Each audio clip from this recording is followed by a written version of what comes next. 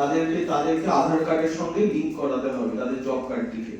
এবং শুধু আধার কার্ডের সঙ্গে জব কার্ড লিংক করালেই নয়, সেটা শুধু ওপর বলা হচ্ছে, ভেতরে দেখা যাচ্ছে তার ভেতরে আরো অনেক কিছু ব্যাপার আছে। তাদের অ্যাকাউন্টের সঙ্গে আধারের লিংক করাতে হবে, যারা টাকা পাঠাচ্ছেন তাদের সঙ্গে তাদের অ্যাকাউন্ট লিংক থাকতে হবে। এরকম বিভিন্ন তাদের ক্যাটাগরি আছে, সেগুলো সবকটা যদি স্যাটিসফাই করে তখন তাদের টাকাটা ঢুকবে। এবং সেখানে দেখা যাচ্ছে যাদের এই ক্যাটাগরির মধ্যে কোনো একটা ক্যাটাগরি থাকছে না, তাদেরকে সঙ্গে সঙ্গে তাদের জব কার্ডটা ডিলিট করে দেওয়া হচ্ছে। যে এনআরইজি এর যে এমআইএস সিস্টেম আছে, যেটা গভর্নমেন্টের, যেটা আপনারা প্রত্যেকেই আপনারা ওয়েবসাইটে চেক করতে পারেন, সেখানে দেখবেন যে 2023 সালে খুব সম্ভবত 15 থেকে 17 লক্ষ জব কার্ডধারী যারা ছিলেন তাদের জব কার্ড ডিলিট করে দেওয়া হয়েছে। এবং শুধু তার পেছনে তাদের কারণ দেখানো হয়েছে, তারা নাকি কাজ করতে চাইছেন না। এবং সেই বিষয়তে পুরুলিয়া থেকে একটি সভা করা হয়েছিল, যেখানে পুরুলিয়া প্রত্যন্ত গ্রামে গিয়ে দেখা হয়েছিল যে সত্যি তারা কাজ চাইছেন কিনা। তো দেখা যাচ্ছে যাদের নাম ডিলিট করা হয়েছে তারা জানেনই না যে তাদের কার্ড ডিলিট করা হয়েছে। এবং এরকম নয় যে তারা কাজ করতে যাবেন, তারা প্রত্যেকেই কাজ চাইছে। তারা বলছেন যেমন কাজ বন্ধ, তো আমরা বারবার ফিরে আসছি, কিন্তু আমরা প্রত্যেকেই কাজ চাই, অথচ তাদের অজান্তেই তাদের কার্ডগুলোকে ডিলিট করে দেওয়া হচ্ছে। এরকম একটা পরিস্থিতি।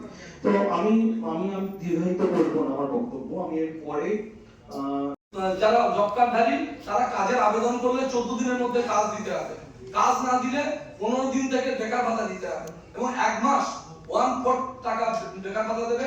আর তারপরে যদি কাজ না দেয়, যতদিন না কাজ দেবে ততদিন মজুরির অর্ধেক টাকা দেবে। 2 বছর কাজ বন্ধ, এইভাবে বন্ধ রাখার জন্য আইন অনুযায়ী সরকার কিন্তু মানে মজুররা, আমরা যারা ক্ষেত মজুর জব কার্ডধারী, আমাদের কিন্তু 77,595 টাকা পাওনা হয়েছে সরকারের কাছে ক্ষতিপূরণ হিসাবে। কিন্তু মুশকিল হচ্ছে আমরা ক্ষেত মজুর, আমরা তো সরকারের সঙ্গে লড়াই করতে পারছি না। চাকরিওয়ালারা যারা, তারা অনেক হয়তো বড় উকিল দিতে পারে, অনেক লড়াই করতে পারে, আমাদেরকে অনেক কষ্ট করে লড়াই করতে হয়।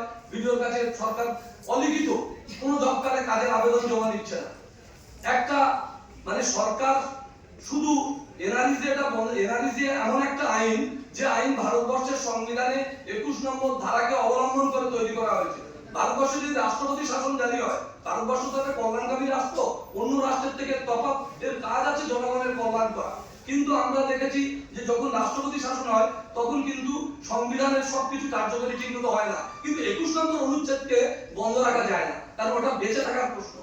মানুষের কাজ করার অধিকার, খাবারের অধিকার, দোকান খোলা থাকবে, এগুলো থাকতে হবে। মিটিং মিছিল হয়তো বন্ধ হতে পারে, কিন্তু 21 নম্বর অনুচ্ছেদের উপরে হস্তক্ষেপ করতে পারে না। আর 21 নম্বর অনুচ্ছেদকে অনুসরণ করে এই 100 দিনের কাজের আইন, এনআরইজি আইন পাস হয়েছে। সেই জন্য যখন নির্বাচনের সময় এই এনআরইজি এর কাজ বন্ধ করতো সরকারি উন্নয়নের সঙ্গে, তখন আমরা সুপ্রিম কোর্টে চ্যালেঞ্জ করেছিলাম, এবং চ্যালেঞ্জ করে সুপ্রিম কোর্ট রায় দিয়েছে যে নির্বাচনের সময় অন্য উন্নয়নের প্রকল্প বন্ধ থাকবে, কিন্তু এনআরইজি বন্ধ করা যাবে না। তো ভারতবর্ষের সরকার এনআরইজি বন্ধ করে শুধু আইন অমান্য করেনি, ভারতবর্ষের সংবিধানকে অবমাননা করছে। সেই জন্য আগামী দিনে আমরা যারা খেটে খাওয়া মানুষ, বিভিন্ন রাজনৈতিক দলের সঙ্গে যুক্ত থাকি, বিভিন্ন রাজনৈতিক মতানৈক্যের মধ্যে যার যেটা বিশ্বাস তারা রাজনীতি করে, এই প্রথম আমরা 17 তারিখে, এই 18 তারিখে কলকাতায় মানে ভুকা মানুষ যারা, সমস্ত রাজনৈতিক দল ভুলে আমরা কলকাতায় একটা জমায়েত করার চেষ্টা করছি।